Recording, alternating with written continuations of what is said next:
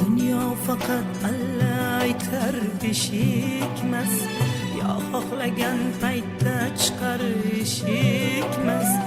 Taqdirdan bo'lsa chidagin dil, ming dod demas sening darding eshitmas, ming dod demas sening darding eshitmas.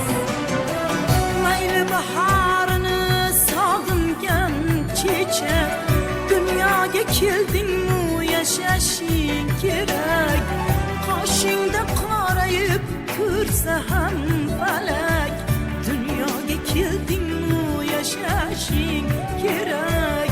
Dunyoga keldingmi yashashing kerak.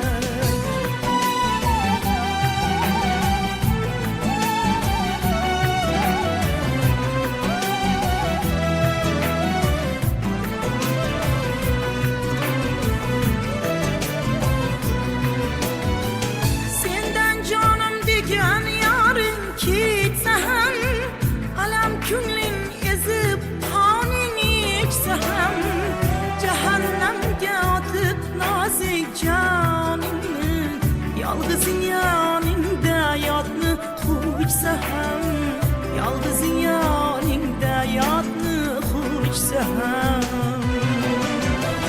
Mayli bahorini sog'ingan chechak, dunyoga keldingmi yashashing kerak.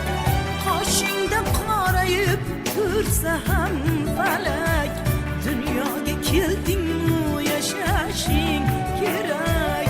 Dunyoga keldingmi yashashing kerak.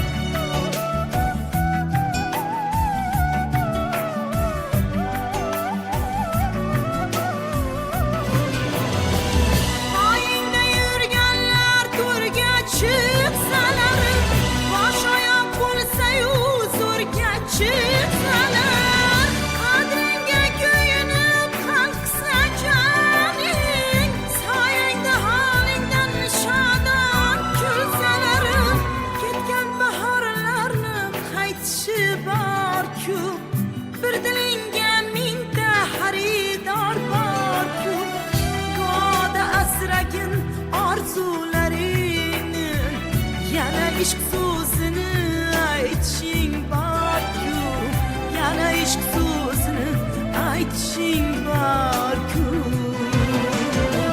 Mayli bahorini sog'ingan chechak, dunyoga keldingmi yashashing kerak. Qoshingda qorayib tursa ham falak, dunyoga keldingmi yashashing kerak. Dunyoga keldingmi yashashing kerak. Dunyoga keldingmi yashashing kerak. Dunyoga keldingmi yashashing